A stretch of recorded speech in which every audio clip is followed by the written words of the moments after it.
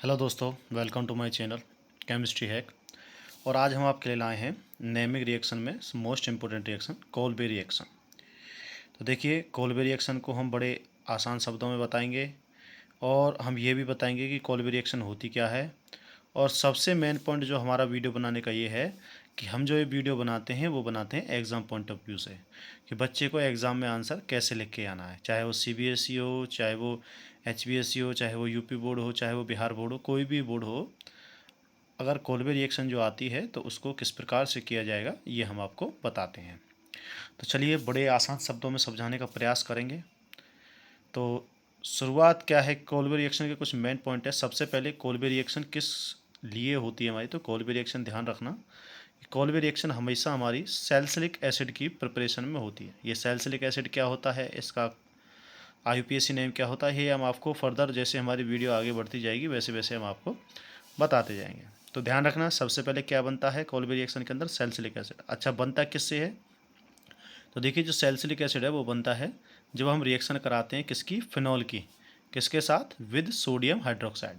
Sodium hydroxide NaOH और phenol यानी कि बेंजीन के ऊपर OH। जब आप इस टाइप की रिएक्शन को पढ़ रहे हो तो मैं आशा करता हूँ कि भाई आपको कम से कम फिनॉल और सोडियम हाइड्रोक्साइड के फॉर्मूले पता होंगे, तो इसीलिए मैंने लिखना ज़रूरी नहीं समझा। तो चलिए, किस यूज़ में आता है सैलिसिलिक एसिड की प्रिपरेशन में, कहाँ से, जब हम फिनॉल की रिएक्शन करते हैं सोडियम हाइड्रोक्साइड के साथ।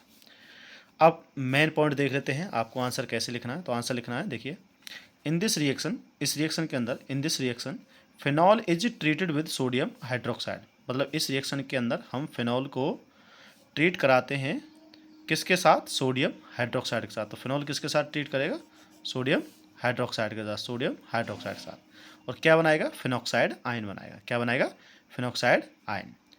तब उसके बाद क्या होगा, जब फिनॉक्साइड आयन बन जाएगी तब देन इट ट्रीटेड, इट मतलब देन, ये फिनॉक्साइड आयन, देन फिनॉक्साइड आयन treated with CO2, carbon dioxide, CO2 and HCl और HCl। मतलब जब हम हमारी जो फिनॉक्साइड आयन बन जाएगी तो वो किसके साथ रिएक्शन करेंगे, हम फिनॉक्साइड आयन की रिएक्शन कराएंगे कार्बन डाइऑक्साइड के साथ और HCl के साथ, डाइल्यूट HCl के साथ। किस लिए, एसिडिफिकेशन के लिए, जो कि इसको मीडियम देगा, एसिडिफिकेशन मीडियम, तो एसिडिक मीडियम देगा एंड गिव्स सैलिसिलिक एसिड। तब हमें क्या प्राप्त होगा, सैलिसिलिक एसिड। तो ध्यान रखना, दो चीज़ें ध्यान रखना। सबसे पहले फिनॉल की रिएक्शन होगी सोडियम हाइड्रोक्साइड से, जिसके बाद हमें फिनॉक्साइड आयन मिलेगी। उसके बाद हम फिनॉक्साइड आयन को एसिडिक मीडियम यानी कि डाइल्यूट HCl की प्रेजेंस में एसिडिक मीडियम में किसके साथ रिएक्शन कराएंगे, CO2 के साथ, और हमको क्या मिल जाएगा, सैलिसिलिक एसिड। तो अब हमने देखिए इस रिएक्शन को, वैसे टेक्निकली आपको सभी जो है मोस्टली मुझसे मुझसे अच्छे टीचर्स आपने यूट्यूब पर देखे होंगे। चलो मैं तो अच्छा हूँ ही ना, बहुत जैसा भी मुझे थोड़ा बहुत आता है मैं प्रयास करता हूँ आपको बताने का। लेकिन जितने भी टीचर्स की आपने वीडियो देखी होगी, आप लोगों ने देखा होगा उसमें कि उसमें रिएक्शंस को सिर्फ एक स्टेप में बताने की कोशिश करते हैं, पर लेकिन हम जो है उस रिएक्शन को स्टेप बाय स्टेप बताएंगे।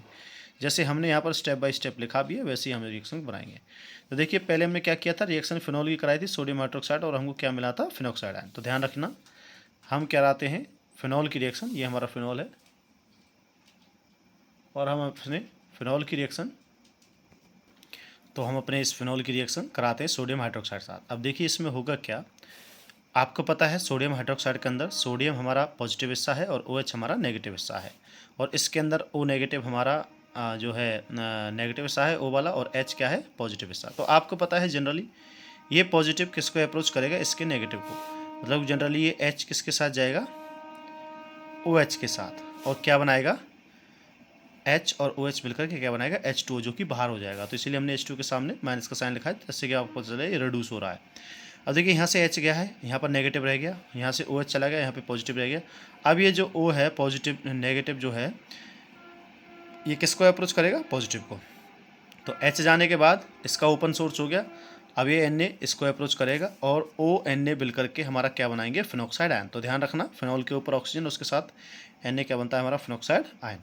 तो पहला स्टेप हमारा कंप्लीट हो चुका है, हमने फिनॉक्साइड आयन बना ली है। तो कैसे बनाई, देखिए O और H हमारा टूटेगा O नेगेटिव और H पॉजिटिव में, और ये टूटेगा NaOH हमारा Na पॉजिटिव और OH नेगेटिव में। देन एक दूसरे के साथ रिएक्शन करके क्या बनाएंगे, OH हमारा H के साथ जाएगा, H2O निकालेगा बाहर, और हमारा Na जाएगा O के साथ, और क्या बनाएगा, ONA फिनॉक्साइड आयन। उसके बाद देखिए क्या है, नोट में लिखा हुआ है, दूसरी रिएक्शन स्टेप करने से पहले हमने एक नोट बनाया है जिससे कि आपको एडिशनल कुछ नॉलेज मिल सके। ये जो फिनॉक्साइड आयन होती है हमारी, वो phenoxide ion is more reactive than phenol. जो हमारी फिनॉक्साइड आयन बनी है ये फिनॉल से ज़्यादा रिएक्टिव है।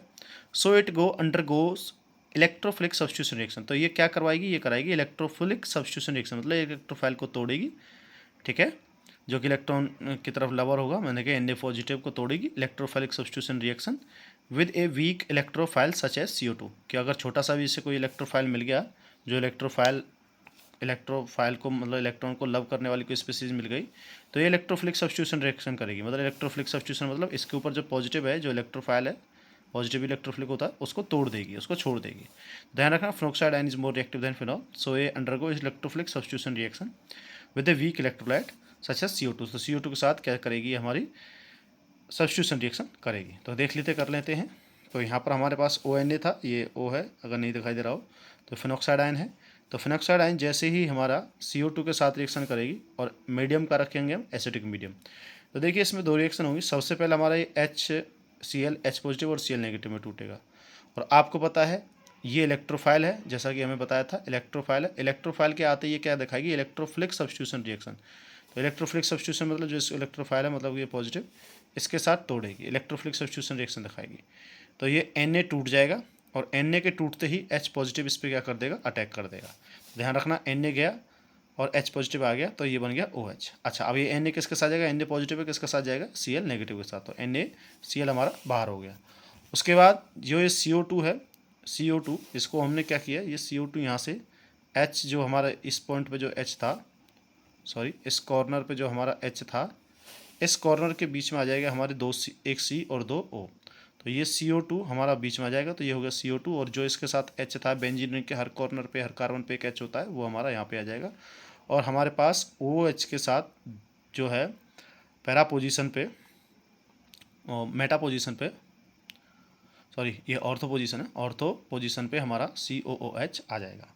तो ध्यान रखना, सबसे पहले क्या हुआ, ONA में से O नेगेटिव और H पॉजिटिव में टूटा। ये Na पॉजिटिव किसके साथ गया, Cl नेगेटिव के साथ, तो NaCl निकल गया। और ये O पॉजिटिव O नेगेटिव इस H पॉजिटिव को लेकर के OH बना लिया। ये CO2 जाकर के इस पे जुड़ गया, इलेक्ट्रोफाइल एडिशन हो गया, इलेक्ट्रोफिलिक सब्स्टिट्यूशन करके पहले इलेक्ट्रोफिलिक का सब्स्टिट्यूशन हो गया और ये जाकर के इस पे जुड़ गया। जैसे ही जुड़ा तो ये COOH यानी कार्बोक्सिलिक एसिड बनाया। अब देखिए ये मेजर प्रोडक्ट बना है, ये हमारा ऑर्थो पोजीशन पे आया है, पैरा पे भी जा सकता था, क्यों नहीं गया। अब देखिए इसका कारण है, मेजर प्रोडक्ट यहीं पे क्यों रहा, इसी को हमने मेजर प्रोडक्ट क्यों बोला, क्योंकि देखिए यहाँ से H और ये COH नज़दीक है, तो ये एक दूसरे के साथ क्या कर सकते हैं, हाइड्रोजन बॉन्डिंग, तो हाइड्रोजन बॉन्डिंग कर सकते हैं, इसीलिए मेजर प्रोडक्ट है। अब इसके बाद नाम की बात कर लेते हैं। तो जो हमारे पास कंपाउंड आया है, ये बनाया है सैलिसिलिक एसिड, जो कि हम ऊपर से जिसकी चर्चा कर रहे थे, सैलिसिलिक एसिड। और ये सैलिसिलिक एसिड का नाम क्या होता है, देखिए इसके सेकंड कार्बन पे क्या है भाई, इसके देखिए अब हमारा सबसे पहले नाम बनाते हैं। तो नाम कैसे बनाएंगे, आपको पता है कार्बोक्सिलिक एसिड हमारा मेजर प्रोडक्ट है, यानी कि बड़ा कंपाउंड है OH से, तो इसलिए OH को हम प्राइमरी नाम ना दे करके सेकेंडरी देंगे, मतलब कि हम इससे काउंटिंग करेंगे। तो पहला कार्बन, दूसरा कार्बन, तीसरा कार्बन, चौथा, पाँचवा और छठवां। अब देखेंगे दूसरे कार्बन पे क्या है, OH को क्या कहते हैं, हाइड्रोक्सी, तो लिखा 2 हाइड्रोक्सी। उसके बाद बेंजीन रिंग है, उसके ऊपर कार्बोक्सिलिक एसिड जुड़ा हुआ है, तो बेंजोइक एसिड, तो 2 हाइड्रोक्सी बेंजोइक एसिड, एक इसका नाम है सैलिसिलिक एसिड का। अब कुछ यूजेस हैं सैलिसिलिक एसिड के पूछ ले जाते हैं। सैलिसिलिक एसिड किस में यूज होता है, तो देखिए salicylic acid is use for manufacturing of 2 acetoxy benzoic acid. तो सैलिसिलिक एसिड का यूज हम किस में करते हैं, बनाने के लिए, किसको, 2 एसिटॉक्सी बेंजोइक एसिड। अच्छा, ये 2 एसिटॉक्सी बेंजोइक एसिड होता क्या है, इसको बोलते हैं एस्प्रिन। एस्प्रिन आपने कभी ना कभी ली होगी, बुखार में, सर दर्द में, ये आप लोग लेते हो। तो देखिए एस्प्रिन क्या है, which is a pain relief, जो कि आपको पेन रिलीफ देती है, and bring body temperature down, और बॉडी के टेम्परेचर को डाउन लाती है। तो सैलिसिलिक एसिड कहाँ पे यूज होता है, 2 एसिटॉक्सी बेंजोइक एसिड बनाने में, जो कि एक एस्प्रिन है। तो देखिए ये है हमारे पास कंपाउंड, ये हमारी पूरी रिएक्शन है। अगर आपको वीडियो अच्छी लगी तो वीडियो को लाइक करें, चैनल को सब्सक्राइब करें। Thank you.